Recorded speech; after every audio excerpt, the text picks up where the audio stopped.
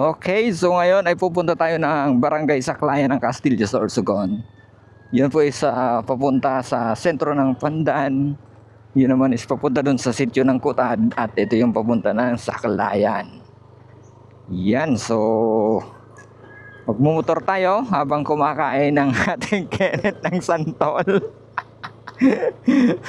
So, akyat tayo dito.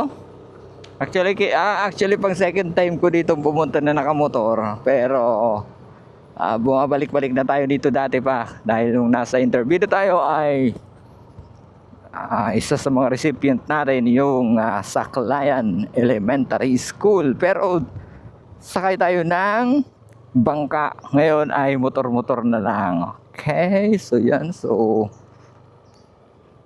kung makikita nyo po ay puro puno nito mga makahoy. Okay, so may mga steep na daan, pero kayang-kaya naman. Kayang-kaya ng Aerox na ADV. Yan, and may mga ilaw na din katulad nito. Yan. Okay. So ang kagandahan dito is presko pa po yung hangin. Ano, yan o, tingnan nyo. Yun, see? Napakaluwag at napakaganda. Yun. So dyan sa unahan, makikita natin dyan po yung kagandahan ng dagat. Tapos yung bundukan ng Barangay Saklayan, Castillo, Sorsogon. Yun o. Yun. So ang oras natin ay alauna na ng hapon at papunta kami ng Saklayan, Barangay Saklayan, at doon kami papaloob kami may mag-member na po sa atin dito sa kooperatiba natin. Yun o, tingnan nyo yan, di ba?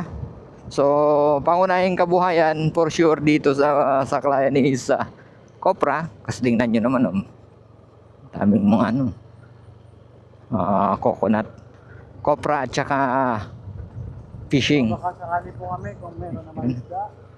Okay, so sabi ni paring Ken, magbabaka sakali daw, baka may mga nanghuli ng isda or may isda naman tayo mabibili doon. So try natin. Yan, so dito po ay may ginagawa ditong bagong kalsada. Ito yung kalsada ng Don Picasso. So yan, so inaayos po yan dyan. So yan, Don Picasso yan. So labas niyan ay Tumalaytay na ng Castilla. Yan po. So yun, may red plate ha. O yun, tingnan nyo naman, napaka presko. Yun o, yun no. Oo, tubig. Yan, so paakyat naman dami. Paakyat naman kami ngayon again. So yan po. Yan, diba, napakaswabe. Kanina galing kami ng Barangay Kugon and galing kami ng school. So ito, tingnan nyo guys. Yan, yan po, what a view. So yan, dagat po yan. So diretso na tayo. Magpa-picture lang ako sir.